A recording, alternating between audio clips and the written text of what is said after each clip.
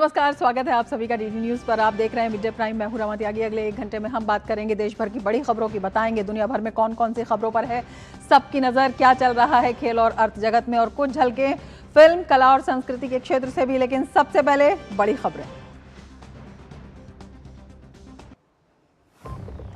बिहार में 6 नवंबर को होने वाले पहले चरण के लिए नामांकन प्रक्रिया हुई शुरू।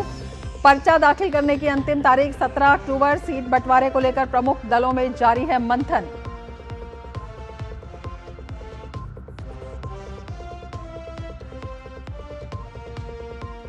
प्रधानमंत्री नरेंद्र मोदी किसानों के लिए कल आरंभ करेंगे 2 बड़ी योजना। कृषि मंत्री शिवराज सिंह चौहान ने किसानों से की पीएम के उद्बोधन से जुड़ने की अपील।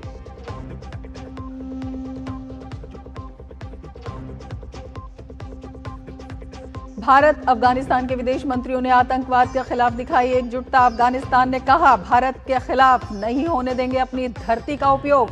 काबुल स्थित भारत के तकनीकी मिशन को दिया जाएगा भारतीय दूतावास का दर्जा।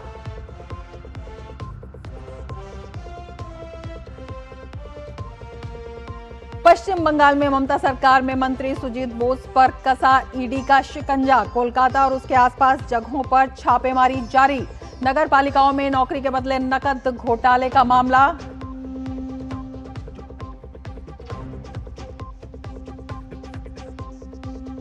बीडब्ल्यूएफ विश्व जूनियर चैंपियनशिप में आज मिश्रित टीम में भारत के सामने इंडोनेशिया की सेमीफाइनल चुनौती। भारत पहले ही मिश्रित टीम का पहला पदक कर चुका है पक्का।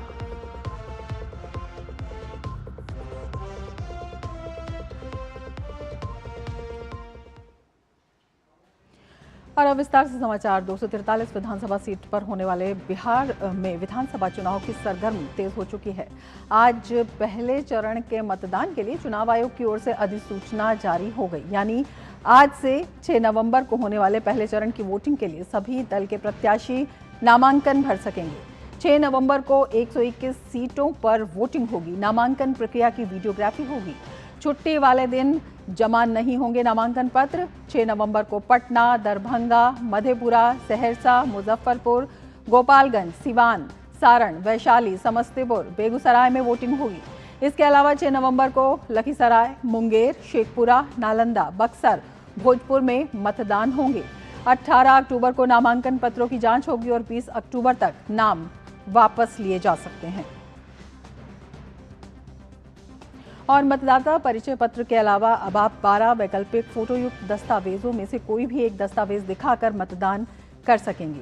चुनाव आयोग ने वैकल्पिक फोटो पहचान पत्रों की सूची में Aadhaar card, PAN card, smart card, MNREGA job card, स्वास्थ्य बीमा स्मार्ट कार्ड इनको शामिल किया है। इसके साथ ही ड्राइविंग लाइसेंस, भारतीय पासपोर्ट, पेंशन दस्तावेज, बैंक पोस्ट ऑफिस की फोटोयुक्त पासबुक, सार्वजनिक कंपनियों का पहचान पत्र, सांसद विधायक एमएलसी का आधिकारिक पहचान पत्र, सामाजिक न्याय और अधिकारिता मंत्रालय का विशेष पहचान पत्र और अन्य निर्देशन दस्तावेजों में से किसी एक को दिखाकर मतदान किया जा सकता है।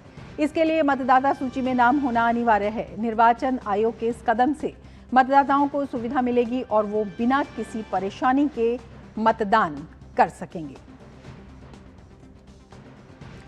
और एनडीए में सीट बंटवारे को लेकर माथापच्ची जारी है। भाजपा नेता नित्यानंद राय और एलजेपी के अध्यक्ष चिराग पासवान के बीच मुलाकात हुई, जिसके बाद चिराग पासवान ने मीडिया से कहा कि चर्चा सकारात्मक रूप से चल रही है और फैसला अब अपने अंतिम चरण में है। बहुत ही सकारात्मक रूप से बातचीत हुई है, हो रही है और अभी अंतिम दौर में अब ये बातचीत पहुंच चुकी है। मुझे लगता है जिस घोषणा का इंतजार आप सब कर रहे हैं कि कौन कहाँ कितनी, हम लोग हर एक माइन्यूट जितने भी डिटेलिंग्स है हर चीज़ को हम लोग पहले ही डिस्कस कर लेना चाहते हैं, ताकि बाद में गठबंधन के भीतर किसी भी चीज़ को लेकर, सीटों को लेकर, प्रत्याशियों को लेकर, कहाँ पे कौन कैसे प्रचार करेगा, कैसे, हर चीज़ को विस्तार से हम लोग चर्चा करना चाहते हैं, जो कि बहुत अच्छे से हुई है, हो रही है। बिहार सरकार में मंत्री अशोक चौधरी ने राजद नेता तेजस्वी यादव की घोषणा को चुनावी स्टंट बताया। अशोक चौधरी ने कहा कि प्रदेश के लोगों को पता है कि नीतीश कुमार स्थिर और व्यवस्थित सरकार चलाते हैं। सिर्फ नौकरी के बदौलत तेजस्वी यादव सनसनी फैलाने का काम करना चाहते हैं। उन्होंने कहा, जनता इसे स्वीकार नहीं करेगी। ये सब चुनावी जिसको बोलते हैं जिसको है बुलबुला है, लेकिन आरजेडी के लोगों के प्रति क्या प्रदेश में भाव है और वो लोग क्या चाहते हैं, लोग क्या चाहते हैं, वो इम्पोर्टेंट है ना। ये सब जो बातें कहा जा रहा है कि हम हर घर में देंगे जिसमें बेरोजगारी नहीं है वहाँ रोजगार क्रिएट करेंगे, सब मतलब चुनावी जिसको बोलो स्टंट है ये सब। बट है कि प्रदेश के लोगों को ये पता है कि Nitish Kumar is a stable person, he does a stable, एक स्टेबल सरकार चलाते हैं और एक सिस्टमैटिक सरकार चलाते हैं। सिर्फ नौकरी के बदौलत ये चाहते हैं कि किसी तरह से हम एक सनसनी फैलाने के काम करें कि हम नौकरी देंगे। आई डोंट थिंक सो कि जनता जो है इसको एक्सेप्ट करेगी। वहीं राजद नेता शक्ति सिंह ने तेजस्वी यादव की चुनावी घोषणा पर कहा कि ये तेजस्वी यादव का प्रण है कि जो परिवार बेरोजगार हैं उन्हें रोजगार देंगे। यह निर्णय वही ले सकता है जिसके अंदर बिहार का दर्द छुपा हुआ है, हालातों को गंभीरता से जो देखता है। वो दर्द तेजस्वी जी के अंदर है। जब 20 में उन्होंने 10 लाख नौकरी की बात की थी तो 5 लाख नौकरी दिया, भी पक्की नौकरी दी। बिहार एसआईआर को लेकर सुप्रीम कोर्ट में सुनवाई के दौरान वरिष्ठ अधिवक्ता प्रशांत भूषण द्वारा एक याचिकाकर्ता द्वारा कथित रूप से गलत जानकारी वाला हलफनामा प्रस्तुत करने पर सुप्रीम कोर्ट ने फटकार लगाई। इस पर अब बीजेपी प्रवक्ता शहजाद पूनावाला ने कांग्रेस पर निशाना साधा है। उन्होंने कहा कि फर्जी नैरेटिव फैलाना कांग्रेस की पुरानी आदत बन चुकी है। एसआईआर मामले में प्रशांत भूषण ने फेक एफिडेविट पेश किया सुप्रीम कोर्ट के सामने, तो सुप्रीम कोर्ट ने लथाड़ लगाई और कहा कि ये एफिडेविट दे रहे हो, जब नाम पूछे जाते कि किसके नाम कटे हैं तो आप झूठे नाम देते हैं, और अगर पहला एफिडेविट ही फेक है तो बाकी की क्या विश्वसनीयता है। पर पूरे देश में माहौल इलेक्शन कमीशन के खिलाफ बनाना है, झूठे आरोप लगाना है। महाराष्ट्र में आरोप लगाए, खारिज हो गए, और जब सुप्रीम कोर्ट इस नैरेटिव को ध्वस्त करता है तब विक्टिमहुड कार्ड खेलते हैं। ईवीएम पर भी ये फेक नैरेटिव बनाते थे, वो भी ध्वस्त हो गया। बिहार के अंतिम मतदाता सूची की खामियों को दूर करने के लिए सभी 38 जिलों में अभी तक कोई अपील नहीं की गई है। बिहार के मुख्य निर्वाचन अधिकारी ने जिलावार सूची एक्स पर साझा करते हुए बताया कि राज्य में विशेष गहन पुनरीक्षण अभियान 2025 के दौरान सभी 243 विधानसभा निर्वाचन क्षेत्रों में निर्वाचक निबंधन पदाधिकारी द्वारा निर्वाचक सूची में नाम जोड़ने और हटाने के संबंध में कल 9 अक्टूबर तक लोक प्रतिनिधित्व अधिनियम की धारा 24 के तहत जिला मजिस्ट्रेट के समक्ष कोई अपील नहीं मिली है।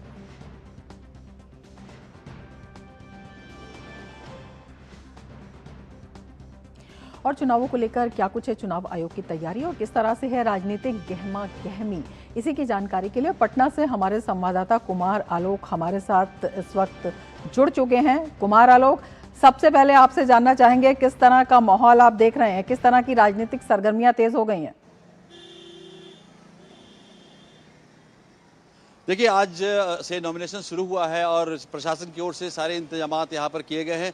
हम अभी चुनाव आयोग के दफ्तर के पास हैं और चुनाव आयोग ने एक तरह से आचार संहिता को लेकर के भी बहुत ही सख्त दिशा निर्देश जारी किए हैं। जैसे कि जितने भी होर्डिंग्स थे, जो भी पोस्टर्स थे, बैनर्स थे सरकारी संपत्ति पर या प्राइवेट निजी संपत्ति पर, उनको हटाया गया है। और जो धारा 144 बहुत सारे जगहों पे जहाँ पे सेंसिटिव जगह है वहाँ लगाया गया है। और इस तरीके अगर हम चुनाव आयोग की और तैयारियों की बात करें तो उड़नदस्तों को भी यहाँ पर उनका कार्यभार उनको दिया गया है ताकि किसी भी अवस्था में जो आचार संहिता है उसका उल्लंघन नहीं किया जा सके।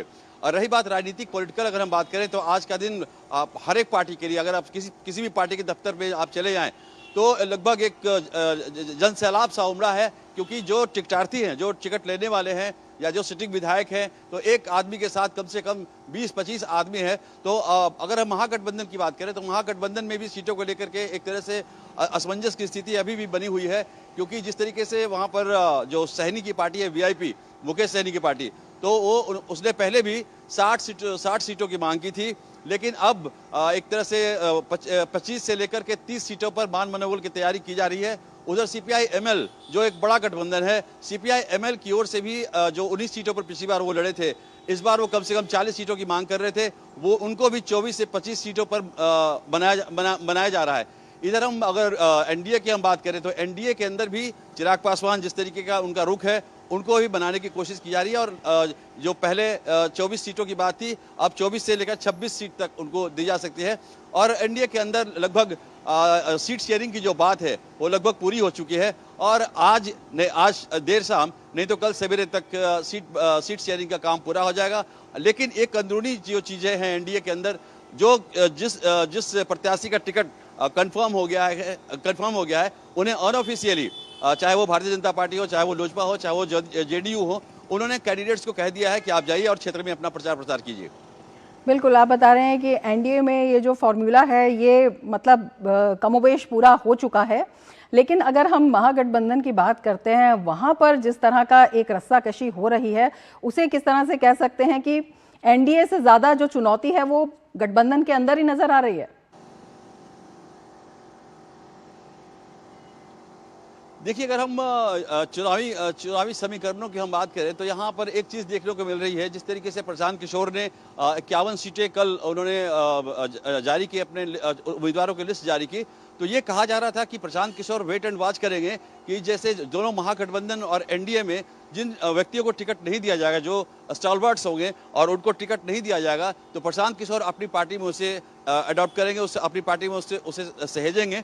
लेकिन कल जो उनकी सूची जारी हुई, उसमें ज़्यादातर जो चेहरे हैं वो फ्रेश हैं। तो 51 कल प्रथम चरण में प्रशांत किशोर ने जो सीटें जारी की हैं, उसमें एक चीज़ और इम्पोर्टेंस देखने को मिला कि प्रशांत किशोर को चुनाव लड़ने की चर्चा हो रही थी और उनको राघोपुर यानी तेजस्वी यादव के खिलाफ चुनाव लड़ने की चर्चा चल रही थी। इसके अलावा करगहर एक सीट है रोहतास जिले में, वहाँ से जो उनका गृह क्षेत्र भी है, वहाँ से चर्चा चल रही थी। लेकिन इन सब चर्चाओं पर कल विराम लग गया, क्योंकि प्रेस कॉन्फ्रेंस में यह घोषणा की गई कि प्रशांत किशोर चुनाव नहीं लड़ेंगे और अपने चुनाव प्रचार का आगाज वो आज करेंगे राघोपुर विधानसभा क्षेत्र से, जहाँ से तेजस्वी विधायक है।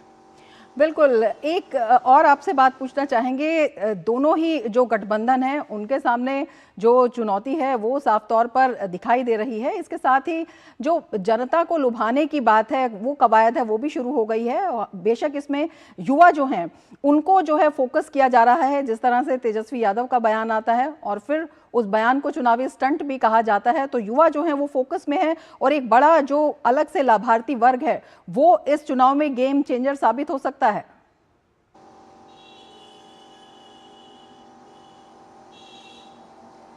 जी, अब बिल्कुल, अगर हम चुनावी इतिहास की अगर बात करें, विधानसभा चुनाव के इतिहास की बात करें, तो एनडीए ने 2005 में जब सत्ता प्राप्त की थी बिहार में, जो जिस तरीके से जंगल राज की बात की जा रही थी, जंगल राज लोग कह रहे थे, और जो लोगों ने जो मैंडेट दिया वो नीतीश कुमार और एनडीए दल को मैंडेट दिया। और मैंडेट देने के बाद 2005 से लेकर 2010 तक जब सरकार रही, तो उन्होंने जंगल राज पर जिस तरीके से काबू पाया और कानून व्यवस्था के नाम पर नीतीश कुमार और एनडीए सरकार ने एक मिसाल कायम की। और उसके अलावा जो इंफ्रास्ट्रक्चर की बात थी, तो इंफ्रास्ट्रक्चर में आप अगर 2005 के पहले की अगर हम बिहार की बात करें, तो जो रोड्स की स्थिति थी, जो इंफ्रास्ट्रक्चर की स्थिति थी, जो पुलिया की स्थिति थी, एकदम उसकी जो अवस्था थी बेहद खराब थी। और कानून व्यवस्था की अगर हम बात करें तो कानून व्यवस्था की स्थिति भी उतनी ही खराब थी। लेकिन इन दोनों चीज़ों पर नीतीश कुमार और एनडीए की सरकार ने नियंत्रण किया। उसके बाद से जब अगला चुनाव हुआ 2010 की अगर हम बात करें, तो 2010 में नीतीश कुमार ने कहा था कि जो बिजली की स्थिति थी वो बहुत खराब थी, 3-4 महीने तक छोटे शहरों में बिजली गायब रहती थी। उसमें नीतीश कुमार ने वादा किया था कि अगर 2010 के विधानसभा चुनाव में नीतीश कुमार ने यह वादा किया था कि अगर हम पूरे शहर में यानी पूरे बिहार राज्य के शहरों और गाँव में 19 घंटे अगर बिजली कम से कम हम नहीं दे पाए, तो हम आपसे वोट नहीं मांगेंगे अगली बार। और ये भी चीज़ हुआ कि आज बिहार में अगर आप छोटे शहरों में जाएं, बड़े शहरों में जाएं, तो बिजली की जो उपलब्धता है 19 से लेके 20 घंटे से लेके कहीं कहीं 23 घंटे और 24 घंटे भी है। तो इसके अलावा जो महिलाओं की अगर हम बात करेंगे तो महिलाओं को जिस तरीके से मेन स्ट्रीम में शामिल करने की कोशिश की गई, खासकर एनडीए सरकार के द्वारा, आप देखेंगे महिलाओं को निकाय चुनाव में आरक्षण दिया गया। इसके अलावा आप जो महिला पुलिस बल है उसमें भी उन्हें रिजर्वेशन दिया गया और एक जीविका दीदी की जो अवधारणा कंसेप्ट रखी गई वो अपने आप में एक बाद में जाकर मिसाल बनी और जीविका एक संस्था नहीं बल्कि एक आंदोलन बन गई है। और अब आपने देखा होगा कि कुछ दिन पहले प्रधानमंत्री ने जीविका दीदी के खाते में 10-10 हज़ार रुपये डाले हैं और ये 10 हज़ार रुपया इसलिए कि वो अपना उद्योग खड़ा कर सके, छोटा कुटीर उद्योग खड़ा कर सके। और अगर उनका उद्योग सक्सेसफुल होता है आने वाले दिनों में तो सरकार उनके खातों में 2 लाख रुपये भी देगी। बिल्कुल, एक बड़ा परिवर्तन ये दिखाई देता है कि वहाँ पर जो मतदाता हैं विकास पर जो है फोकस कर रहे हैं, अपने हितों पर जो है वो ज़्यादा ध्यान दे रहे हैं और ये पिछले चुनाव से दिखाई देता है। बहुत शुक्रिया कुमार आलोक, आप नज़र बनाए रखिए। बेहद दिलचस्प चुनाव हैं और सबकी नज़रें इस पर लगी हुई हैं। अपने आप में बेहद महत्वपूर्ण हो जाता है। चुनाव आयोग ने भी विशेष तैयारी की है और उसके साथ जो तमाम राजनीतिक दल हैं वो भी पूरी तैयारी में लगे हुए हैं। हालांकि अभी जो दोनों गठबंधन हैं उसमें जो सीट शेयरिंग है या जो कैंडिडेट्स हैं उसको लेकर मंथन लगातार चल रहा है, लेकिन उसके साथ ही जो मतदाता हैं उन्हें लुभाने की जो कवायद है वो भी अब शुरू हो गई है और उसी में जो बयानबाजी है वो भी जारी है और उस पर जो सियासी पलटवार है वो भी लगातार इस चुनाव को काफ़ी दिलचस्प बना रहा है। आगे बढ़ेंगे। ममता बनर्जी के विवादित बयान से नया तूफान खड़ा हो गया है। भाजपा नेताओं ने इसे लोकतांत्रिक संस्थाओं का अपमान बताते हुए कड़ी कार्रवाई की मांग की है। भाजपा आईटी सेल के प्रमुख पश्चिम बंगाल में भाजपा के सह प्रभारी अमित मालवीय ने ममता बनर्जी पर निशाना साधा है। अमित मालवीय ने अपने एक्स पोस्ट में कहा, राजनीतिक और संवैधानिक शिष्टाचार की सीमाएं लांघते हुए पश्चिम बंगाल के मुख्यमंत्री ममता बनर्जी ने राज्य सचिवालय नवादा से बेहद विवादित बयान दिया है। उन्होंने कहा कि अगर बंगाल में एसआईआर कराया गया तो दंगे भड़क सकते हैं और कई अन्य बातें हो सकती हैं। ममता बनर्जी ने दिल्ली में बैठे कथित मीर जाफर की मौत की कामना तक कर डाली। उन्होंने केंद्र सरकार की संस्थाओं पर भी निशाना साधते हुए उनकी साख पर सवाल उठाए हैं। तृणमूल कांग्रेस अब केवल अवैध बांग्लादेशी और रोहिंग्या घुसपैठियों और वोटों पर निर्भर है। ममता बनर्जी को पता है कि अगर पारदर्शी तरीके से मतदाता सूची बन गई तो कोई भी सच्चा भारतीय मतदाता तृणमूल को वोट नहीं करेगा। वहीं भाजपा नेता दिलीप घोष ने ममता बनर्जी पर पलटवार करते हुए कहा कि शायद ममता डर रही हैं कि उन्होंने बांग्लादेश से जिन लोगों को यहां लाकर मतदाता बनाया है वे भी छंट जाएंगे। जो ओरिजिनल वोटर है, यहाँ के रेसिडेंट्स हैं, उनका नाम क्यों बात जाए, लेकिन जो बांग्लादेशी घुसपैठिया हैं उनका तो नाम बात जाना ही है और इसीलिए एसआईआर हो रहा है। और निश्चित जान लीजिए उसके साथ साथ जो और फर्जी वोटर है, दूसरी जगह नाम है, यहाँ भी है, डबल है, किसी का डेथ हो गया उसका नाम है, ये सब तो छटाई होना, ये तो सिस्टम है। अरे इसलिए एसआईआर हो रही है। डर क्यों रहे हैं आप? हर 20-25 साल में होता है और एक प्रोसीड्योर हो रहा है, लेकिन आपको डर है कि आपने जो बांग्लादेश से बुला कर लोगों को वोटर बनाया यहाँ, ये भी छट जाएंगे। और हमारे संवाददाता शैलेंद्र मिश्र हमारे साथ इसी पर और चर्चा के लिए जुड़े हुए हैं और प्रकाश चांडालिया हमारे साथ जुड़े हुए हैं, संपादक हैं राष्ट्रीय महानगर कोलकाता के, क्योंकि ममता बनर्जी की एसआईआर पर टिप्पणी पर भाजपा ने पलटवार कहा है और भाजपा ने सीधे तौर पर कहा है कि ममता बनर्जी डर क्यों रही हैं, ये अपने आप में एक बड़ा सवाल है। इसके साथ ही संवैधानिक संस्थाओं पर ममता बनर्जी ने जो एक तरह से प्रहार किया है उस पर भी बीजेपी ने कई तरह के सवाल उठाए हैं। एसआईआर पर ममता बनर्जी की टिप्पणी को लेकर बीजेपी ने सवाल उठाया है कि एसआईआर से आखिर ममता बनर्जी को डर क्यों है। इसी पर चर्चा करेंगे। शैलेंद्र मिश्र हमारे साथ जुड़े हुए हैं और हमारे साथ प्रकाश चंडालिया जी भी जुड़े हुए हैं। सबसे पहले प्रकाश जी, आपसे समझना चाहेंगे, ममता बनर्जी ने ये जो टिप्पणी की है ये अपने आप में चाहे संवैधानिक संस्था हो और जिस तरह से बीजेपी ने कहा है कि उनमें डर क्यों है, किस तरह से इसे बताना चाहेंगे? रमा जी, एसआईआर की जो प्रक्रिया है वो वोटर लिस्ट को दुरुस्त करने की प्रक्रिया है। एसआईआर बिहार में भी हुआ है और लाखों लोगों के ऐसे नाम निकले हैं जिनके नाम दो बार इनलिस्ट किए हुए थे, या बहुत सारे ऐसे लाखों लोग हैं जो मृतक हो चुके हैं, उनके नाम भी वोटर लिस्ट में है, जिन्हें चुनाव आयोग ने दुरुस्त किया है और इसमें किसी की भी कोई आपत्ति नहीं रही है। लेकिन जब से पश्चिम बंगाल में ये लगा है कि एसआईआर शुरू होने जा रहा है, तब से सत्तारूढ़ पार्टी और विशेष करके माननीय मुख्यमंत्री ममता बनर्जी की चूलें हिल गई है। इसमें कोई शक नहीं है कि वामपंथियों के शासन से, जिन्होंने 1977 से लेकर के 2011 तक राज किया था, काफी संख्या में बांग्लादेशी घुसपैठियों को पश्चिम बंगाल में वोटर बनाया। और हाल के वर्षों में रोहिंग्या भी कई लाख भारी संख्या में कई जिलों में जो सीमावर्ती अंचल हैं, वहां पर रोहिंग्या मतदाताओं लोगों को भी मतदाता बनाया गया है। और ये सारे वे मतदाता है जो सत्तारूढ़ तृणमूल पार्टी का समर्थन करते हैं। ममता बनर्जी को शायद इस बात की आशंका है कि अगर पश्चिम बंगाल में चुनाव आयोग एसआईआर करता है तो उनके जो समर्थक वोटर है, जिनमें घुसपैठिए भी माने जाते हैं और रोहिंग्या समर्थक भी माने जाते हैं, उनके नाम कट जाएंगे। आपको मैं ये बात बताऊं रमा जी कि अभी कुछ दिनों पहले ये जब लिस्ट आ रही थी सामने, उस समय पश्चिम बंगाल सरकार के एक मंत्री के पिताजी का नाम, जो कई वर्ष पहले जिनकी मृत्यु हो चुकी थी, उनका नाम भी अब तक वोटर लिस्ट में शामिल है, उनका नाम भी नहीं हटा। तो पश्चिम बंगाल सरकार के एक मंत्री के पिताजी जो मृतक हो चुके हैं, उनका नाम भी इसमें शामिल है। तो ये एक उदाहरण है कि कितने लाखों लोगों के नाम ऐसे होंगे जो ऑलरेडी मृत हो चुके हैं।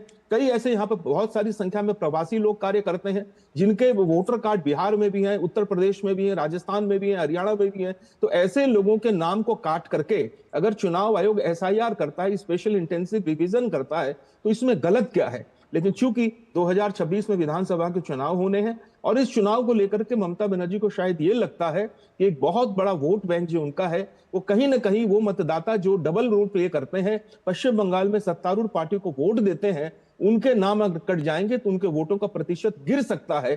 इस खतरे की आशंका है। लेकिन दुर्भाग्य इससे भी है कि इस बात का है कि उन्होंने ये जो बयान दिया है कि पश्चिम बंगाल में यदि एसआईआर होता है तो दंगे की स्थिति हो सकती है, ये बहुत डरावना बयान है। कम से कम सत्ता में बैठे हुए एक संवैधानिक दायित्वों का पालन करने वाली सरकार के मुख्यमंत्री की तरफ से ऐसा बयान काम में नहीं था, अपेक्षित नहीं था। ऐसा बयान एक प्रकार से मतदाताओं में और एक परिवेश में जो चुनावी माहौल बनता जा रहा है, वहां एक भ्रम की स्थिति पैदा कर रहा है, जो उनको नहीं करना चाहिए था। बिल्कुल, इसे एक तरह से एक सियासी धमकी के रूप में भी देखा जा रहा है। किस तरह से बीजेपी ने इस पर पलटवार किया है, शैलेंद्र? देखिए, दो आपत्तियां है भारतीय जनता पार्टी की। पहली तो ये कि क्या आशंका है कि जिन लोगों के गलत तरीके से नाम जुड़े या फिर बांग्लादेशी या रोहिंग्या, उनके नाम कट जाएंगे, इसलिए इतना ममता बनर्जी चिंतित है, इसलिए इस तरह के बयान दे रहे हैं। और दूसरी बात यह है कि किसी संगठन की मुखिया नहीं है, प्रदेश की मुख्यमंत्री हैं, संवैधानिक पद पर बैठी हैं।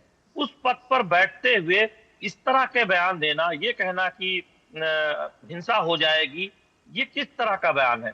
ममता बनर्जी क्या उस लक्ष्मण रेखा को भी नहीं समझती जो एक संवैधानिक पद पर बैठे व्यक्ति को अपनानी चाहिए बयान देने में? और एसआईआर कौन कराएगा? एसआईआर चुनाव आयोग कराएगा, वो जो एक संवैधानिक संस्था है।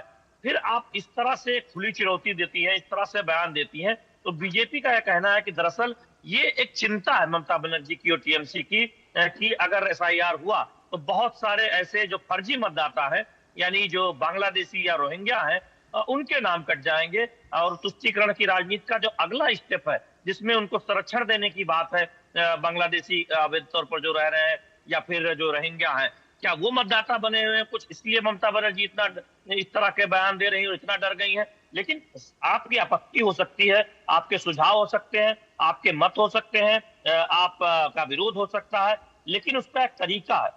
आप इस तरह से मुख्यमंत्री पद पर रहते हुए बयान देकर कहती हैं कि इससे हिंसा हो जाएगी, तो ये अपने आप में बहुत आपत्तिजनक है, घोर आपत्तिजनक है। और ममता बनर्जी को इस तरह का बयान देने से पहले ये सोचना चाहिए कि वो एक ऐसे राज्य की मुख्यमंत्री है जिसकी सीमा बांग्लादेश से लगती है, वो पश्चिम बंगाल की मुख्यमंत्री है, किसी एक संगठन की मुखिया नहीं है केवल।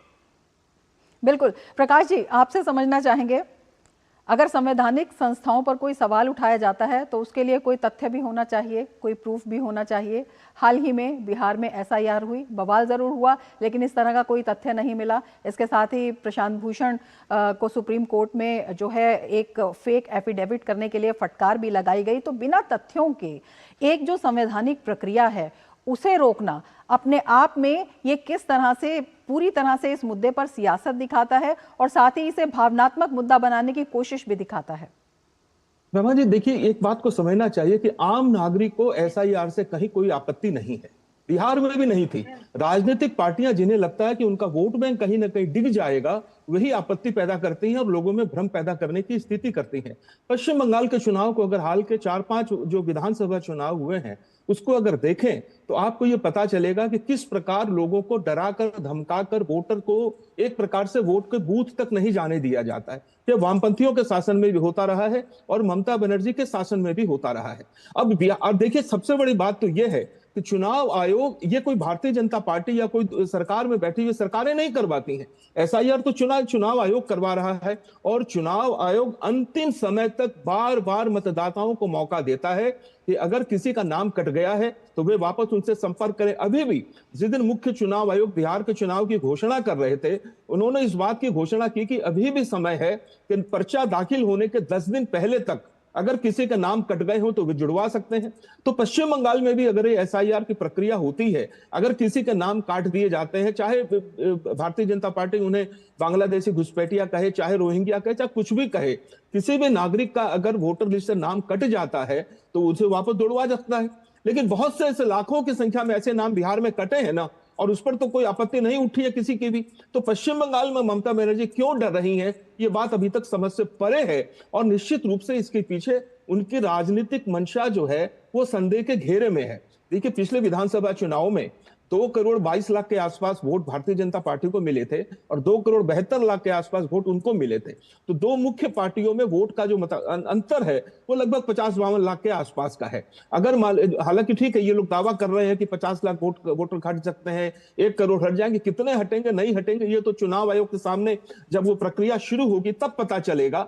लेकिन इस प्रकार से मतदाताओं में भ्रम की स्थिति पैदा करना नागरिकों के अंदर में, और देखिए बहुत बड़ी आबादी है जो गांव में रहती है, पंचायतों में रहती है, वहां पर अगर उन्हें यह कह दिया जाए कि आप कागजात जमा न करें, आप एसआईआर के लिए जब वहां पर लोग आएंगे वहां पर न जाएं, बीएलओ के साथ में आप संवाद पैदा न करें, तब ये पारदर्शिता कहां रह जाएगी।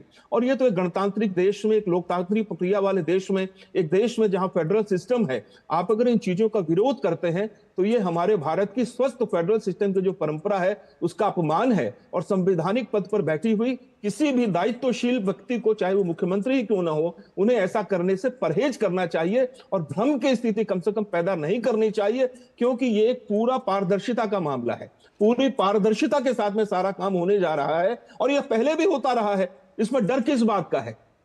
सबसे बड़ी बात तो ये है। प्रकाश जी, आपसे ये भी हम समझना चाहेंगे, क्योंकि आप पश्चिम बंगाल से हैं, वहां की राजनीति को भी समझते हैं और वहां की जो जमीनी स्थिति है उसे भी समझते हैं। क्यों पश्चिम बंगाल में एसआईआर को करना जरूरी है, पारदर्शिता के लिए इस प्रक्रिया को लागू करना, और किस तरह से वहां के वोटर्स के भी हित में ये जाएगा? निश्चित रूप से ये वोटरों के ही हित में जाएगा, ये देश के हित में जाएगा, ये चुनाव प्रक्रिया के हित में जाएगा। ये एक स्वस्थ प्रक्रिया है जो समय समय पर होती रही है। ऐसा नहीं है कि ये पहली बार हो रहा है। और समय समय पर मतदाताओं की जो लिस्ट है, वोटर लिस्ट है, उसको दुरुस्त करने का काम चुनाव आयोग का है। चुनाव आयोग एक अलग बॉडी है, ये कोई सरकार से जुड़ी हुई नहीं है। अगर आप इस प्रक्रिया का विरोध करते हैं, इस पर उंगली उठाते हैं, तो आपका इशारा सत्तारूढ़ केंद्र सरकार पर जाता है। लेकिन आम नागरिक इस बात को समझ रहा है, ये एक स्वस्थ प्रक्रिया है जो पहले भी होती रही है और समय समय पर इसके होने की आवश्यकता है। पश्चिम बंगाल में रमाजी लाखों की संख्या में प्रवासी लोग कार्य करते हैं, जिनके वोटर कार्ड बंगाल में भी हैं और उनके अपने मूल प्रदेश में भी हैं, चाहे वो बिहार, उत्तर प्रदेश, राजस्थान, हरियाणा, गुजरात, कहीं के भी हो। तो अगर एक मतदाता का 2-2 जगह अगर नाम हो जाए, अगर 3-3 जगह नाम हो जाए, या वे लोग जो कई वर्षों पहले जिनकी मृत्यु हो चुकी है, आप ये तो हम देखते ही हर बार चुनाव में आप चैनल पे दिखाया जाता है कि वोटर लिस्ट के दिन, जिस दिन मतदान होता है, उस दिन ये लोग, पार्टी के जो लोग होते हैं, मतदाता मृतकों की लिस्ट छांट लेते हैं कि जिनकी मृत्यु हो चुकी है उनके नाम का भी वोट गिर जाता है। तो अगर चुनाव आयोग स्पेशल इंटेंसिव रिवीजन के माध्यम से उनके नाम काट देता है और एक स्वस्थ लिस्ट सामने आती है, तो कम से कम इस प्रकार के अपराधों से चुनाव प्रक्रिया को बचाया जा सकेगा और देश में जो शुद्ध नागरिक है, जो स्वस्थ मतदाता हैं, वो अपने मतदानों का प्रयोग कर सकेंगे। इससे किसी भी पार्टी को परहेज और गुरेज क्यों होना चाहिए, ये बात समझ से परे। जो मतदाता का निर्णय है, उसकी जो मूल भावना है, उसका सम्मान है और संविधान का भी, संवैधानिक प्रक्रिया का भी ये सम्मान होता है। एक छोटा सा सवाल शैलेंद्र आपसे भी करना चाहूंगी। बीजेपी की जो आपत्तियां हैं वो तो हैं, लेकिन जिस तरह से अगर हम पश्चिम बंगाल में देखते हैं, बीजेपी ने जिस तरह से वहां पर अपनी जो पहुंच बनाई है, उसे देखते हुए भी जो ये सियासी डर की बात आ रही है, ये जो है इसकी पुष्टि होती है। देखिए, बीजेपी का यह कहना है कि दरअसल ममता बनर्जी और टीएमसी के खिलाफ राज्य में बहुत गुस्सा है मतदाताओं में, और ममता बनर्जी को यह डर है कि जब विधानसभा चुनाव आएगा तब बीजेपी एक कड़ी प्रतिद्वंदी के तौर पर उभरेगी और वो सत्ता से हटाई जा सकती है जनता के द्वारा। यानी अगले चुनाव में बीजेपी मजबूत तौर पर उभरेगी और उन्हें सत्ता से हटना पड़ सकता है। तो ऐसे में जो भी मुद्दे उठ रहे हैं उसमें ममता बनर्जी एक आक्रामक स्तर पर जाकर इस हद तक बयान देती है जिससे वो अपने मतदाताओं में संदेश दे सके और तुष्टीकरण की पराकाष्ठा तक जा सके। इसीलिए बीजेपी के तमाम नेताओं को जिस तरह से घेरा जाता है पश्चिम बंगाल के दौरे पर, हमने देखा कि ट्राइबल सांसद पर हमला हुआ, उसकी कड़ी निंदा बीजेपी के शीर्ष नेताओं ने की। ममता बनर्जी के कार्यकर्ताओं पर तमाम आरोप लगते हैं। बिल्कुल, कहीं ना कहीं जो आम लोग हैं उनमें भी एक डर की भावना होती है जब इस तरह का बयान आता है कि दंगे भड़क जाएंगे, या इस तरह की जो संवैधानिक प्रक्रिया है उसको भावनात्मक मुद्दे के रूप में इस्तेमाल करना सियासी फायदे के लिए, ये साफ तौर पर दिखाई दे रहा है। प्रकाश जी, आपका और शैलेंद्र आपका बहुत शुक्रिया जुड़ने के लिए और इतनी महत्वपूर्ण जानकारी साझा करने के लिए। आगे बढ़ेंगे लेकिन उससे पहले लेते हैं एक ब्रेक। आप देखते रहिए डीडी न्यूज। 2047 में कैसा होगा विकसित भारत का विकसित उत्तर प्रदेश? क्या आप चाहते हैं कि कृषि क्षेत्र में नवाचार और पशुधन की समृद्धि से बढ़े अन्नदाता की आमदनी, गांव-गांव तक पहुंचे चौड़ी सड़कें, हवाई यात्रा के लिए किसान की जेब में हो पैसे, विश्व स्तरीय शिक्षा और वर्ल्ड क्लास इलाज, बढ़े उद्योग, रोजगार, नौकरी और अपना व्यापार, रिन्यूएबल और ग्रीन एनर्जी हो यूपी में फुल, ताकि कभी न हो बत्ती गुल। डीप टेक, एआई और इलेक्ट्रॉनिक संसाधनों का बिछे जाल, सांस्कृतिक धरोहर का पुनर्जागरण और गौरव काल। क्या आप चाहते हैं ऐसा उत्तर प्रदेश? अगर हाँ, तो उठाइए मोबाइल, क्यूआर कोड को स्कैन करें और पोर्टल samarthuttarpradesh.up.gov.in पर लिखकर या बोलकर दर्ज कराएं सुझाव। आपके सुझाव से बनेगा विकसित यूपी का रोड मैप और मूल्यवान सुझाव देने वाले किए जाएंगे सम्मानित, क्योंकि आपकी राय विकसित यूपी बनाए। ब्रेक के बाद फिर से आपका स्वागत है। नई दिल्ली के यशोभूमि में चल रहे इंडिया मोबाइल कांग्रेस 2025 के तीसरे दिन इलेक्ट्रॉनिक्स और सूचना प्रौद्योगिकी मंत्रालय के सचिव एस कृष्णन ने आर्टिफिशियल इंटेलिजेंस पर एक महत्वपूर्ण भाषण दिया। उन्होंने कहा कि हमें एआई से डरने की नहीं बल्कि इस लहर के साथ आगे बढ़ने की जरूरत है। एस कृष्णन ने 2047 तक विकसित भारत के लक्ष्य को पाने के लिए एआई को एक महत्वपूर्ण साधन बताया। उन्होंने इस अवसर को एक नए Y2K मोमेंट जैसा बताते हुए आईटी सेक्टर के 25 लाख कर्मचारियों को फिर से प्रशिक्षित करने की आवश्यकता पर जोर दिया। उन्होंने ये भी कहा कि ये कांग्रेस फरवरी 2026 में होने वाले एआई इम्पैक्ट समिट की एक महत्वपूर्ण कड़ी है। इस कार्यक्रम में कई एडटेक और टेलीकॉम स्टार्टअप्स ने भी हिस्सा लिया। With the least amount of resources, we are able to ensure availability of AI compute. The focus has been on people who will ultimately consume or who will need the AI compute for various purposes. Focus clearly on that, and in order to get more people included into that availability framework and accessibility framework, that is what has actually driven the way that the AI compute effort in India and under the India AI mission has been designed, and that is what a number of international agencies have also found very appealing as a model which can be used for the rest of the global south.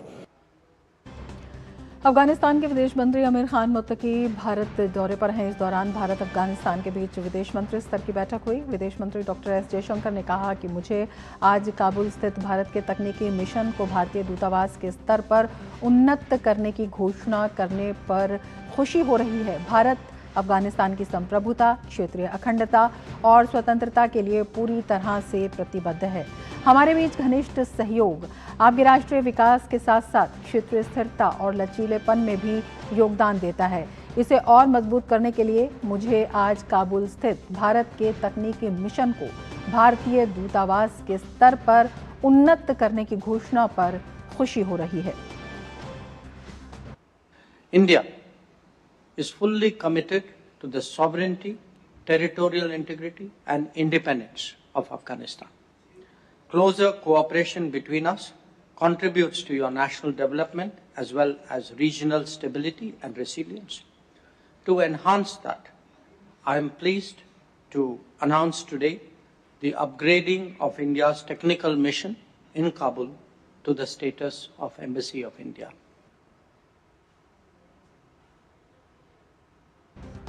Afghanistan के विदेश मंत्री ने कहा कि भारत और अफगानिस्तान को अपने आपसी संपर्क और आदान प्रदान बढ़ाने चाहिए। साथ ही उन्होंने कहा कि अफगानिस्तान किसी भी समूह को अपनी जमीन का इस्तेमाल दूसरों के खिलाफ करने की इजाजत नहीं देगा।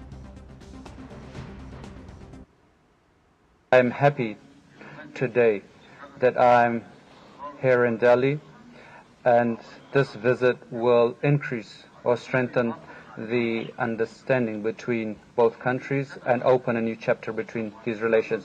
We hope that Afghanistan and India, on an official level and in different areas, increase their engagements and exchanges.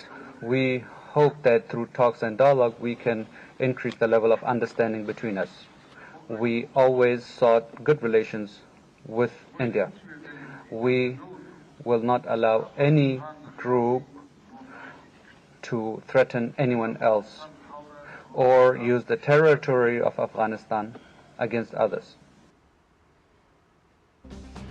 और भारत और अफगानिस्तान के बीच विदेश मंत्री स्तर की वार्ता के बारे में और ज़्यादा जानकारी के लिए हमारे संवाददाता अखिलेश सुमन हमारे साथ जुड़े हुए हैं। अखिलेश जी, अगर आप हमारे साथ जुड़े हैं तो इस वार्ता से दो चीज़ें मुख्य रूप से निकल कर आती हैं। सबसे पहले आपसे ये समझना चाहेंगे, भारत का तकनीकी मिशन, इसे भारतीय दूतावास के रूप में उन्नत करने की घोषणा अपने आप में किन मायनों में अहम है? देखिए, सबसे महत्वपूर्ण बात भारत और अफगानिस्तान के बीच में यही हुई है कि पिछले जब से तालिबान दूसरी बार सत्ता में आई तब से भारत ने वहाँ अपने जो दूतावास के अधिकारी थे उन अधिकारियों में से कुछ को तो हटा लिया था, कुछ लोग वहाँ थे, मौजूद थे। एम्बेसडर स्तर का कोई वहाँ पे अधिकारी नहीं था। यह एक फिर भी एक महत्वपूर्ण बात थी क्योंकि तालिबान के पहले रेजिम में वहाँ हमारा दूतावास पूरी तरह बंद था। तो ऐसे में अगर दूसरी बार दूतावास तकनीकी मिशन के रूप में खुला था, जब होता है कि जब हम उस स्थिति में नहीं होते हैं जिस स्थिति में हम पूरी तरह से भारत और अफगानिस्तान के बीच में डिप्लोमेटिक रिलेशंस को मान्यता दें, तो वैसी स्थिति में जो दूतावास होते हैं उस दूतावास को तकनीकी मिशन कहते हैं। मतलब कि हम जैसे ताइवान के साथ भी हमारे जो संबंध हैं वो संबंध हैं, लेकिन हम वहाँ में जो हमारा जो मिशन है, जो हमारा जो हमारे प्रतिनिधि फॉरेन सर्विस के रहते हैं उनको दूतावास नहीं कहा जाता, राजदूत नहीं कहा जाता, बल्कि वहाँ भी टेक्निकल मिशन कहा जाता है, टेक्निकल एंड ट्रेड मिशन। तो उसी तरह से अफगानिस्तान में भी यही स्थिति बरकरार थी और दोनों देशों की सहमति के आधार पर हुई थी। तालिबान भी चाहता था कि हमारे जो विदेश मंत्रालय के अधिकारी हैं, हमारे जो भारत के प्रतिनिधि हैं वहाँ मौजूद रहे। बाद के दिनों में यह अंडरस्टैंडिंग बनी और ख़ास करके पहलगांव में जो आतंकवादी हमला हुआ पाकिस्तान की तरफ से, उस पर अफगानिस्तान ने एक स्टैंड लिया और वह स्टैंड ये था कि उसने उस हमले की निंदा की और कहा कि आतंकवाद नहीं चलेगा। और उन्होंने यह बात भी दोहराई कि इस मामले में हम भारत के सहयोग करने के लिए तैयार हैं। विदेश मंत्री एस जयशंकर से भी उस दौरान अफगानिस्तान के विदेश मंत्री जो अभी यात्रा पर आए हैं उनकी फ़ोन पर बातचीत हुई थी। तो इसने संबंधों को और ज़्यादा सुदृढ़ किया, एक दूसरे के प्रति समझदारी बढ़ी। और तब आज जब आए हैं अफगानिस्तान के विदेश मंत्री पहली बार भारत यात्रा पे, तो विदेश मंत्री एस जयशंकर ने उस तकनीकी मिशन को दूतावास, भारतीय दूतावास के रूप में मान्यता देने की घोषणा की। मतलब एक अपग्रेड में, रिलेशनशिप में, संबंधों में एक अपग्रेडेशन हुआ। क्योंकि देखिए, अफगानिस्तान का भी जो दूतावास भारत में है उसको भी अभी तक मान्यता भारत ने नहीं दी है। अपना दूतावास को वहाँ घोषणा कर दी है। अब स्थिति यह बनेगी कि भारत में जो अफगानिस्तान का दूतावास है उसे भी मान्यता दिया जाएगा। तो कह सकते हैं कि राजनयिक संबंध जो है दोनों देशों के बहुत ही सुचारू रूप से चलने लगेंगे। और इसके बाद का अगला चरण यह होगा जब एक वक्तव्य के माध्यम से भारत अफगानिस्तान की सरकार को, उस सरकार को भी मान्यता देगा। तो यह एक अखिलेश जी, एक बात आपसे और पूछना चाहेंगे। जिस तरह से आतंकवाद के खिलाफ दोनों देश सहमत दिखाई दिए हैं और अफगानिस्तान ने साफ किया है कि अफगानिस्तान की ज़मीन का इस्तेमाल आतंकवाद के लिए भारत के खिलाफ नहीं किया जाएगा, ये शांति के लिए, स्थिरता के लिए, स्थायित्व के लिए, और इसके साथ ही अगर हम भारत की विदेश नीति देखते हैं तो उसकी कितनी बड़ी कूटनीतिक जीत दिखाई देती है? यह एक बहुत ही महत्वपूर्ण कूटनीतिक जीत है हमारे लिए, भारत के लिए। क्योंकि देखिए, अफगानिस्तान का उपयोग जो है, दुरुपयोग कहें, पाकिस्तान करते रहता था आतंकवाद के, अपने जो उनकी फैक्ट्री आतंकवाद की, उसके पल्लवित पोषित करने के लिए। अफगानिस्तान, आपको याद होगा कि तालिबान के फर्स्ट रेजिम में जब तालिबान था तो उसका उपयोग किया गया था। पाकिस्तान ने उपयोग किया था जो भारत के खिलाफ आतंकवादी थे उनको वहाँ से छुड़वाने के लिए। और एक हवाई जहाज़ को अपहरण भी किया गया था जिसे बाद में अफगानिस्तान में उतारा गया। तो मुझे लगता है कि इस पूरे घटनाक्रम को देखते हुए अफगानिस्तान के विदेश मंत्री ने आज ये वादा किया है कि अफगानिस्तान की धरती का उपयोग किसी भी तरह की आतंकवादी गतिविधियों के लिए नहीं किया जाएगा। भारत के लिए बहुत महत्वपूर्ण है क्योंकि पाकिस्तान हमेशा सीमा पार आतंकवाद भारत में फैलाते रहता है, जिसका कि अभी अद्यतन उदाहरण पहलगांव में देखने को मिला।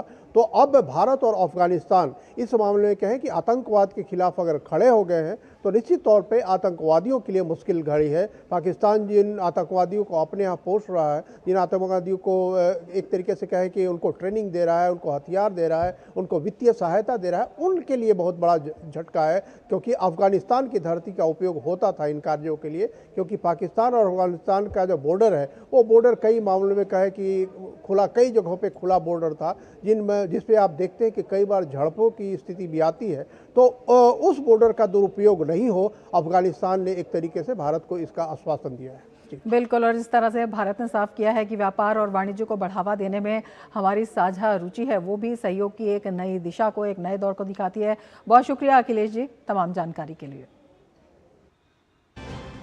भारत और ऑस्ट्रेलिया के बीच रक्षा क्षेत्र में सहयोग को नई दिशा देने की दिशा में एक महत्वपूर्ण कदम उठाया गया है। रक्षा मंत्री राजनाथ सिंह और ऑस्ट्रेलिया के सहायक मंत्री पीटर खलील ने संयुक्त रूप से पहली भारत ऑस्ट्रेलिया रक्षा उद्योग व्यापार गोलमेज बैठक की सह अध्यक्षता की।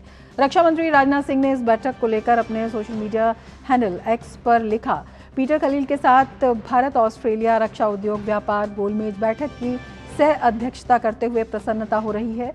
इसका उद्देश्य हमारे पारस्परिक रक्षा क्षेत्रों में औद्योगिक साझेदारी और क्षमता विकास को आगे बढ़ाना और भारत ऑस्ट्रेलिया व्यापक रणनीतिक साझेदारी को और मजबूत करना है।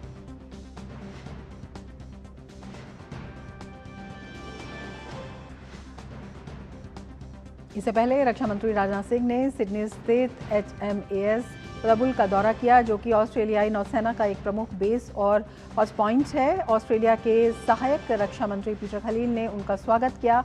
वहीं राजनाथ सिंह ने फ्लीट बेस ईस्ट का जल दौरा भी किया और ऑस्ट्रेलिया के नौसैनिक अभियानों और समुद्री तैयारियों की जानकारी प्राप्त की।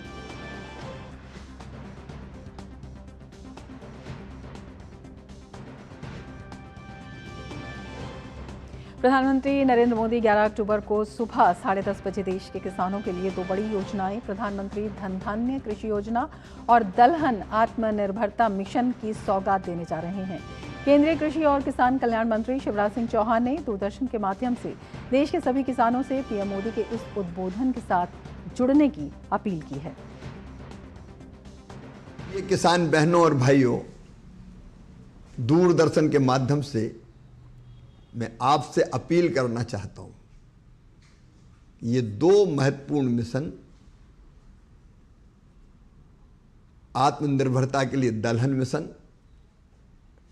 और प्रधानमंत्री धन धान्य कृषि योजना, 11 अक्टूबर को 10:30 बजे प्रधानमंत्री जी लॉन्च करेंगे और प्रधानमंत्री से किसानों को सीधा जोड़ने के लिए हमने तय किया है कि हर राज्य में एक राज्य स्तर का कार्यक्रम होगा, जिले में जिले स्तर पर कार्यक्रम होगा, ब्लॉक में कार्यक्रम होगा और हमारी कोशिश यह है कि पंचायत में भी किसान भाई बैठ के प्रधानमंत्री जी के उद्बोधन को सुने, उस समय उनसे प्रेरणा प्राप्त करें। इसके अलावा सभी 731 कृषि विज्ञान केंद्रों पर किसान बैठकर कार्यक्रम सुन सकते हैं। आईसीआर के 113 संस्थानों में भी कार्यक्रम संपन्न होगा, आप वहाँ से जुड़ सकते हैं। हमारे कृषि समृद्धि केंद्र सहकारिता विभाग के वहाँ भी कार्यक्रमों का आयोजन होगा। एग्रीकल्चर यूनिवर्सिटीज में कार्यक्रमों का आयोजन होगा। मंडियाँ भी कार्यक्रम का आयोजन कर रही हैं। कहीं ना कहीं बैठकर इस कार्यक्रम को जरूर सुने। ये कार्यक्रम प्रधानमंत्री जी का कार्यक्रम में उद्बोधन आपको कृषि में उत्पादन बढ़ाने के लिए, बेहतर कृषि करने के लिए नई प्रेरणा और नई ऊर्जा देगा। और इनमें से भी अगर किसी स्थान पर ना पहुंच सके तो ऑनलाइन टीवी पर या अपने मोबाइल पर जरूर प्रधानमंत्री जी से जुड़ें। और अब बात लद्दाख की। लद्दाख में अब पूरी तरह से सामान्य स्थिति बहाल हो चुकी है। सभी तरह के प्रतिबंध हटा दिए गए हैं। इंटरनेट सेवा की बहाली समेत स्कूल और कॉलेज सुचारू रूप से चल रहे हैं। दरअसल गुरुवार को मुख्य सचिव डॉक्टर पवन कोतवाल ने लद्दाख के लेह में पिछले महीने की 24 तारीख को हुई घटना को लेकर शांति बैठक की थी। इस बैठक में लेह में मची अफरा तफरी और उसके बाद की स्थिति पर चर्चा की गई। इस दौरान मुख्य सचिव डॉक्टर पवन कोतवाल ने घटना में मृत लोगों के प्रति दुख व्यक्त किया और उनकी याद में 2 मिनट का मौन रखा। इस मौके को संबोधित करते हुए पवन कोतवाल ने जोर देकर कहा कि लद्दाख हमेशा से अपनी शांति, देशभक्ति, सद्भाव, अनूठी संस्कृति और आतिथ्य के लिए जाना जाता रहा है, जो दुनिया भर के लोगों को आकर्षित करता है। उन्होंने आश्वासन दिया कि केंद्र शासित प्रदेश प्रशासन जल्द से जल्द सामान्य स्थिति बहाल करने में लद्दाख के लोगों के साथ मजबूती से खड़ा है। वहीं उपराज्यपाल रविंद्र गुप्ता ने शांति बहाली में प्रशासन, सुरक्षा बलों और स्थानीय लोगों की सराहना की। प्रवर्तन निदेशालय ने पश्चिम बंगाल में 2 अलग अलग मनी लॉन्ड्रिंग मामलों में राज्य के अग्निशमन मंत्री सुजीत बोस के कार्यालय सहित 10 स्थानों पर एक साथ छापेमारी की। ये छापे कोलकाता और उसके आसपास के इलाकों में जारी हैं। ईडी की कार्रवाई जिन 2 मामलों में की जा रही है, उनमें से एक नगर पालिकाओं में नौकरी के बदले नकद घोटाले से संबंधित है, जबकि दूसरा बैंक ऋण धोखाधड़ी मामले से जुड़ा है। एजेंसी की एक टीम ने उत्तर कोलकाता के सॉल्ट लेक स्थित मंत्री सुजीत बोस के कार्यालय में भी छापेमारी की, जो नगर पालिकाओं में भर्ती अनियमितताओं के मामले से जुड़ा बताया जा रहा है।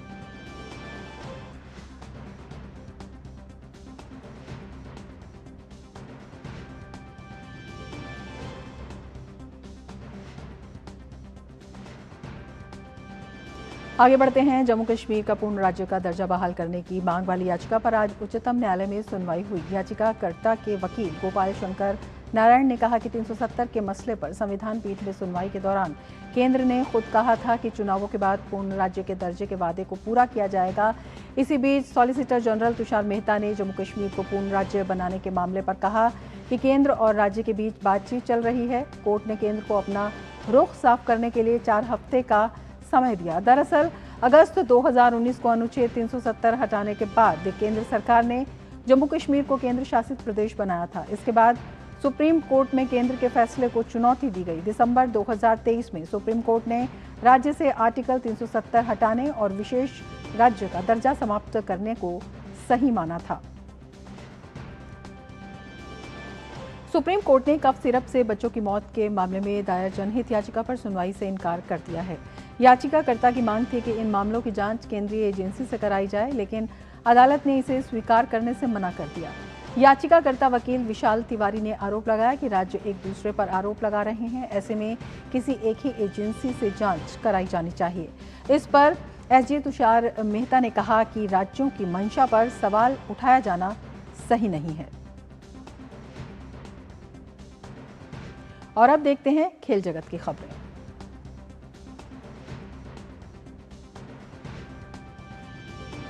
खेल की खबरों की बात करें तो भारत और वेस्टइंडीज के बीच 2 मैच की टेस्ट सीरीज का दूसरा और आखिरी टेस्ट आज से दिल्ली के अरुण जेटली स्टेडियम में शुरू हो गया। मैच में भारत ने टॉस जीता और पहले बल्लेबाजी करने का फैसला किया। ताज़ा समाचार मिलने तक भारत ने 1 विकेट खोकर 200 रन बना लिए हैं। भारत का पहला विकेट केएल राहुल के रूप में गिरा, जो 38 रन बनाकर पवेलियन लौट गए। बहरहाल यशस्वी जायसवाल जमे रहे और शतक लगाने में कामयाबी हासिल की। यशस्वी ने 145 गेंदों पर शतक लगाया। दूसरे छोर से उनका बेहतरीन साथ साई सुदर्शन ने दिया, जिन्होंने अर्धशतक लगाने में सफलता हासिल की। भारतीय टीम ने इस मुकाबले के लिए किसी तरह का कोई बदलाव नहीं किया है, जबकि वेस्टइंडीज की टीम में 2 बदलाव देखने को मिले हैं। एलन किंग और जोहान लेन की जगह पर एंडरसन, फिलिप और इमलाच को मौका दिया गया है। भारतीय टीम की नज़र इस मुकाबले को जीतकर टेस्ट सीरीज को क्लीन स्वीप करने की है। और हमारे संवाददाता नारायण जुड़े हुए हैं और ज्यादा जानकारी के साथ। नारायण, क्या कुछ जानकारी इस वक्त आप देना चाहेंगे? जी बिल्कुल, अगर देखिए तो भारत ने शानदार शुरुआत की है इस टेस्ट मैच में, क्योंकि पहला टेस्ट मैच पहले ही भारत जीत चुका है, जो कि अहमदाबाद में, जो कि 1 इनिंग्स और 140 रन से जीता। और वैसी शुरुआत यहाँ पर लग रही है जिस तरह से हमारे ओपनिंग बल्लेबाज यशस्वी जायसवाल ने शतक जड़ा है। कहीं ना कहीं बैकफुट पर धकेल दिया है यशस्वी जायसवाल ने वेस्टइंडीज की टीम को, जो कि काफी स्ट्रगल कर रही है, स्पेशली जो रेड बॉल क्रिकेट है उसमें। अगर उनका पिछला प्रदर्शन भी देखिए तो वेस्टइंडीज हाल में ही एक T20 सीरीज नेपाल से हारी। और टेस्ट मैच की बात करें तो वो इससे पहले जो उनका पिंक बॉल टेस्ट था उसमें वो 27 रन पर ऑल आउट हो चुकी थी। और प्रेशर है वेस्टइंडीज पर। वेस्टइंडीज क्योंकि आप जानते हैं कि कितनी एक बड़ी लेगेसी है उनकी। लेट 70 की बात करें और 80 की बात करें तो उन्होंने वर्ल्ड क्रिकेट को डोमिनेट किया, लेकिन वहां पर जो उनका एक डोमिनेशन हुआ करता था वो यहाँ पर डिक्लाइन हो रहा है, उसमें गिरावट नजर आ रही है। लेकिन कुल मिलाकर वेस्टइंडीज को यहाँ पर बेहतर प्रदर्शन करना होगा, क्योंकि अगर जिस तरह से पहला मैच रहा, एक 1 साइडेड मुकाबला रहा जिसमें कि वेस्टइंडीज की टीम 90 ओवर भी नहीं खेल पाई, तो टेस्ट क्रिकेट के लिए काफी ये ऐसी स्थिति एक निराशाजनक स्थिति है। लेकिन अगर भारत की बात करें तो एक बेहतरीन शुरुआत की है यहाँ पर साई सुदर्शन और यशस्वी जायसवाल ने। काफी प्रेशर था साई सुदर्शन में, क्योंकि अगर देखिए तो जो पिछली सीरीज थी इंग्लैंड के अगेंस्ट भारत की, जो इंग्लैंड में खेली गई, उसमें कुछ खास प्रदर्शन नहीं कर पाए थे साई सुदर्शन और एक ही अर्धशतक लगा पाए थे, तो काफी प्रेशर था। और कल जो ऑप्शनल प्रैक्टिस सेशन था उसमें सिर्फ केवल साई सुदर्शन ही प्रैक्टिस करते नजर आ रहे थे। तो कहीं ना कहीं आज वो उनकी जो मेहनत है रंग लाई है, उन्होंने एक अर्धशतक जड़ा है यहाँ पर। और कहीं ना कहीं क्योंकि अब देखिए जिस तरह से जो हमारे टीम के कप्तान हैं उन्होंने भी कहा था कि वो एक 17-18 जो खिलाड़ी हैं उस पूल में, उनसे ही वो एक खिलाड़ी चुनना चाहते हैं जो कि प्लेइंग 11 का हिस्सा बने। और कहीं ना कहीं वो प्रेशर रहेगा उन पे, साई सुदर्शन पे, कि वो अपनी प्लेइंग 11 में आने वाले समय में जगह बनाए रहें। और कहीं ना कहीं एक लाइफलाइन है, एक संजीवनी की तरह एक काम करेगी जो आज उन्होंने इनिंग्स के लिए है। और यशस्वी जायसवाल शानदार शतक जड़ा है और अब इसके बाद शुभमन गिल आएंगे, तो काफी लंबी बैटिंग लाइनअप है भारत की। तो यही यहाँ पर एक उम्मीद करेंगे कि भारत यहाँ पर एक बड़ा स्कोर खड़ा करे और वेस्टइंडीज को दोबारा प्रेशर में लाए। और सबसे इंपॉर्टेंट बात यहाँ पर ये होने वाली है कि जो वर्ल्ड टेस्ट चैंपियनशिप के जो क्रूशियल पॉइंट्स हैं, वो पॉइंट्स यहाँ पर मतलब भारत यहाँ पर कमाना चाहेगी, उनको लेना चाहेगी, क्योंकि जो पहली सीरीज थी इंग्लैंड के साथ वो ड्रॉ रही और यहाँ पर वो जीत के अपने जो वर्ल्ड टेस्ट चैंपियनशिप की पॉइंट्स टेबल है वहां पर अपनी जो दावेदारी है वो मजबूत करना चाहेंगे। और कुल मिलाकर आप देखिए तो भारत का जो चाहे बॉलिंग हो, बैटिंग हो, हर डिपार्टमेंट में एकदम दुरुस्त नजर आ रही है। और कोशिश रहेगी कि भारत दोबारा यह मैच जीत के 2-0 से पूरी क्लीन स्वीप करे सीरीज को और अपना दबदबा जारी रखे। बिल्कुल नारायण, आप नज़र बनाए रखिए और बेहद दिलचस्प होगा देखना कि भारत का जो क्लीन स्वीप का जो लक्ष्य है भारतीय टीम का वो कितने नज़दीक दिखाई देता है। बहुत शुक्रिया तमाम जानकारी के लिए। भारत की जूनियर मिश्रित बैडमिंटन टीम ने गुरुवार को इतिहास रचा। टीम ने प्रतियोगिता के सेमीफाइनल में प्रवेश कर पदक पक्का कर लिया। सेमीफाइनल में भारतीय टीम का सामना एशियाई अंडर-19 मिश्रित टीम चैंपियन इंडोनेशिया से होगा। इंडोनेशिया की टीम ने एक अन्य क्वार्टर फाइनल में चीनी ताइपे की टीम को हराया। आईसीसी महिला क्रिकेट विश्व कप में आज बांग्लादेश के सामने न्यूजीलैंड की चुनौती होगी। ये मुकाबला गुवाहाटी में खेला जाएगा। बांग्लादेश ने अभी तक 2 मैच खेले हैं, जिसमें टीम को 1 में जीत और 1 में हार मिली है, जबकि वहीं न्यूजीलैंड की टीम फिलहाल जीत की तलाश में है। पहले मैच में ऑस्ट्रेलिया के खिलाफ 88 रन की हार के बाद न्यूजीलैंड को दक्षिण अफ्रीका के खिलाफ 6 विकेट से हार का मुंह देखना पड़ा। आज विश्व मानसिक स्वास्थ्य दिवस है और प्रधानमंत्री नरेंद्र मोदी ने आज विश्व मानसिक स्वास्थ्य दिवस पर एक्स पर पोस्ट शेयर किया है। उन्होंने लिखा है, विश्व मानसिक स्वास्थ्य दिवस हमें ये याद दिलाता है कि मानसिक स्वास्थ्य हमारे समग्र कल्याण का एक अनिवार्य हिस्सा है। आज की तेज रफ्तार जिंदगी में ये दिन हमें आत्मचिंतन करने और दूसरों के प्रति करुणा दिखाने का महत्व समझाता है। आइए हम मिलकर ऐसे वातावरण का निर्माण करें जहां मानसिक स्वास्थ्य पर खुलकर बातचीत होना आम बात बन जाए। इस क्षेत्र में काम कर रहे सभी लोगों को मेरी हार्दिक शुभकामनाएं, जो दूसरों को उपचार, शांति और खुशी पाने में सहायता कर रहे हैं। आगे बढ़ेंगे। आम भारतीय के जीवन की आत्मा को शब्दों में ढालने वाले महान कथाकार आर.के. नारायण की आज जयंती है। सन 1906 में आज ही के दिन मद्रास में जन्मे रसीपुरम कृष्ण स्वामी अय्यर नारायण स्वामी यानी आर.के. नारायण ने अपने लेखन से भारतीय समाज के हास्य, संघर्ष और सरल भावनाओं को बड़ी सहजता से चित्रित किया। भारतीय अंग्रेजी साहित्य के इस महान लेखक ने साधारण भारतीय जीवन की असाधारण कहानियां दुनिया तक पहुंचाई। उनका प्रसिद्ध काल्पनिक नगर मालगुडी भारतीय साहित्य की पहचान बन गया। Malgudi days, Swami and friends और द गाइड जैसी उनकी कालजयी रचनाएं आज भी पाठकों के दिलों में जीवंत हैं। दूरदर्शन ने जब नारायण की कहानियों और चरित्रों को लेकर मालगुडी डेज नामक धारावाहिक बनाया तो उसने उस जमाने में छोटे पर्दे की दुनिया बदल दी। द गाइड उपन्यास पर बनी फिल्म ने भी हिंदी सिनेमा में अमिट छाप छोड़ी। भारत सरकार ने उन्हें पद्म भूषण और पद्म विभूषण से सम्मानित किया। गाइड के लिए उन्हें साहित्य अकादमी पुरस्कार भी मिला था। साहित्य में उनके योगदान को देखते हुए उन्हें राज्यसभा का सदस्य नामित किया गया था। 13 मई 2001 को चेन्नई में 94 वर्ष की आयु में उनका निधन हो गया। आज उनकी जयंती पर उस लेखक को सादर नमन, जिसने हमें सिखाया कि सादगी में भी महानता होती है। और इसके साथ ही मिड डे प्राइम में फिलहाल इतना ही। दीजिए इजाजत। नमस्कार।